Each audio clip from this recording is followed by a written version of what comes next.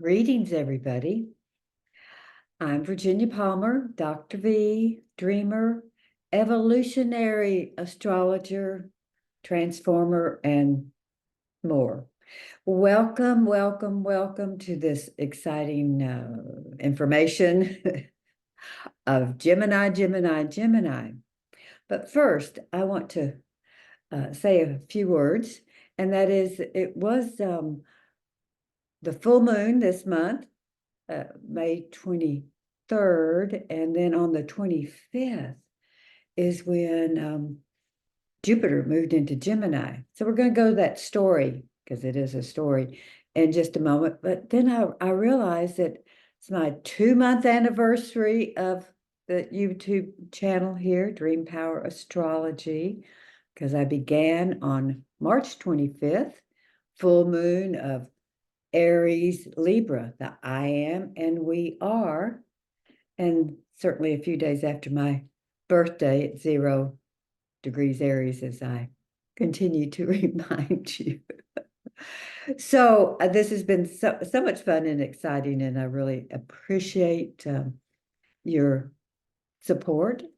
And I'm going to be doing a lot of things in the future with dream shops and talking about Lemuria and Lemurian dreamers and more transformational type activities.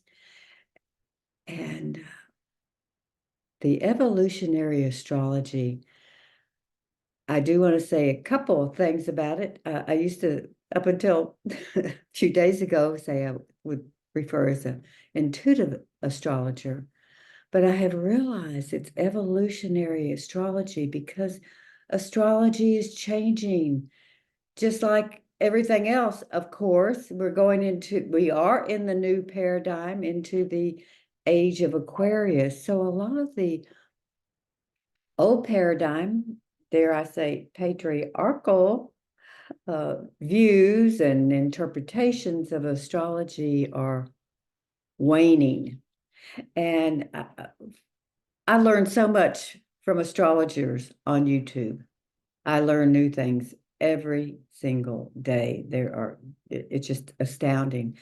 And I also realized that some of my language and my interpretation continues to change, and I like that.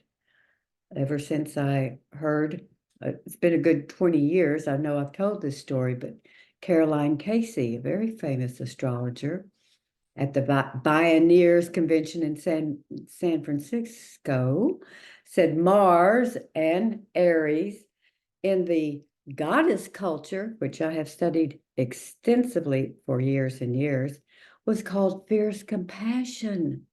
So, of course, on as well as everything, there's unlimited interpretations, but we're going for the highest always, because then there'll be a higher energy. So that's how I'm reading charts, and will bring forth the information to you. And as I said in last video, choose the best, discard the rest. Easier said than done, but it's amazing how a lot of these little catchy things that I used to tell my students at Austin Community College when I taught personal growth and group and leadership dynamics are coming back to me. So they will pop out periodically. So, all right, we had that full moon on the 23rd, where, if you remember, or if you listened to the last presentation, Venus was conjunct Sagittarius and sextile Neptune, 29 degrees Taurus, sextiling Neptune in Pisces. 29 degrees, that's the nth degree, and then they move into the next sign. So 2 days later, well, the next day, Venus, because she flits around the circle, the zodiac, in a little less than a year. So she got the party started in Gemini, because Gemini is fun. It's air. It's chatty, but it's so much more than that. So Venus went, and then Jupiter followed right behind on May 25th. So when Venus led the gang, because now the sun's there and Mercury's going to be going, everybody's going into Gemini, not everybody, but you know what I mean. She sextiles, which is a really nice flowing energy, Pluto in Aquarius, as I keep saying, for the first time in 255 years, it's at 2 degrees Aquarius. So she sextiles Pluto that says transform, death, rebirth, transformation. So transforming the old ways of love, the expression of love, because we're going into Gemini, of self-worth, value, and how we move into the world with that balance of the masculine and feminine energies. So then here comes Jupiter. They are the divine consort. Everybody loves those two planets, but we're going to love all the planets. None of them are in detriment or bad. They just have lower vibrations if you choose it. But back to Venus and Sag, both in Gemini. And again, Mercury's following, and the sun is there. So what does this mean? Well, Jupiter is fire. Venus and Gemini, and Gemini is air, so it could be like whirling around. But I just keep feeling it, that Gemini. Again, remember I said that the Bob Dylan song from the old days. I talked to that the twins, the enemy within, but now it's the friend within, the lover within, whatever your words are about your inner self, what truer self. That's the ongoing. Jupiter's going to expand that. And yes, communication, expression, but it's going to be more and more expression of that self-love, of the new paradigm, of the balance and equality in the masculine and feminine. And okay, so sometimes even without Jupiter, Gemini, I can say this because I've got my Mars in Gemini. So that's a lot of fire and air. It can be like, oh, let's go, go, go. Well, it can also be, remember, my keywords are transform, whatever needs to be healed, released, let go of, known and unknown. Dream, okay, what do I want in this moment? Or what do I want this week? This month, this year? What's my dream? So you change that, as I used to say to my students, the sledgehammer of self-criticism to the magic wand. Okay, transform, dream, and receive. So in this year that Jupiter will be in Gemini, it's going to be a great time to, you'll do what you need, put things in place, transform, dream, put it out there, and then receive. It's the new way. We don't have to work, work, work, work, work, and manifest. And believe me, I've been doing it for years. It's receiving from the love within, receiving from your higher self, receiving from your soul. These are through your dreams, night dreams, daydreams, as I continue to say. And I will be teaching these skills and rituals very soon. And well, it's gonna there's no words for it because it takes us beyond our boundaries and beyond our imagination. So that gets me back to that sextile with Neptune that's been in Pisces, its own sign since 2011. Yes, it's 29 degrees now. It's going to go retrograde, so it's not quite ready to move on into Aries. It's going to be 2026, I do believe. Wow. So that, dream, dream, dream.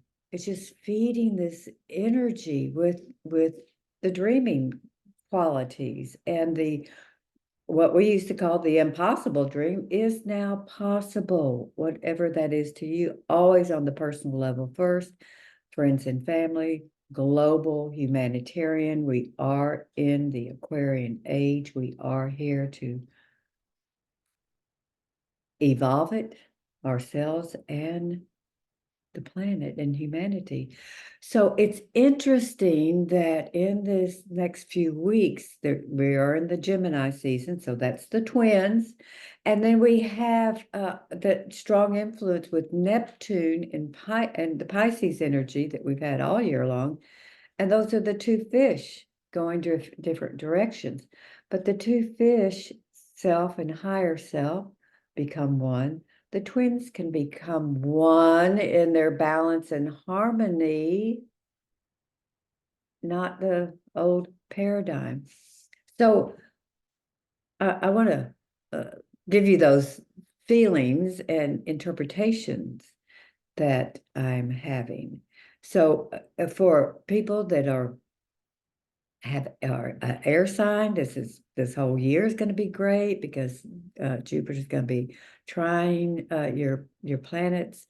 And of course, if you're a Gemini or have prominent planets in Gemini, it's a great time, of course, to get it out there, your art, your books, your communication. But again, that communication with self and with others coming from love. Like I said, Venus got this whole party started really at the first of the year. And oh, I'm going to say one more thing, and that is, speaking of new paradigm of or evolutionary astrology, the I told you I've got my Mars in Gemini, so fast, as athlete and a lot of different things. Well, my sweetheart has his Mars in Virgo. It's the only square we have. Well, we have one over minor square. So, I mean, I'll zoom off and I'll turn around. Where is he? He's looking at the details. I'm like looking out there. But knowing that energy that we both are, that is our essence, it's just great. Because, like I said, a square is not a bad thing. It's turning a corner. Okay, I feel and get the beauty of slowing down. And yes, receiving those details and then knowing how to harmonize those energies together, as well as within communication. Aries, Mercury, that's fast. He's Cancer, that's slow water. So he needs a slower pace rather than zip, zip, zip, zip. Anyway, that's Venus and Mars in men and women to a certain degree. But it's just wonderful knowing these things and working with them. So it's not giving your power away, it's enhancing your power. Okay, I can learn a new way, because what do we want? We want communication. We want to uh, communicate, and we want to be understood and heard and not guilt and blame and so forth. So this is this next month, or well, this whole year with Jupiter in Gemini is just going to be phenomenal. It can be lots of fun. And of course, sometimes Jupiter can overdo. And when that happens, just take a breath, relax.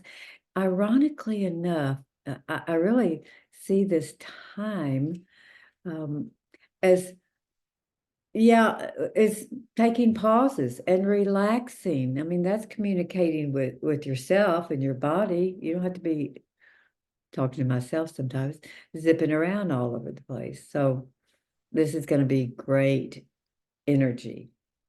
And as we move into the next level of new moon, and I'll be coming back on probably I'll come back this week with the dream journey and see where that takes us. All right. Thank you so much, and see you in our dreams.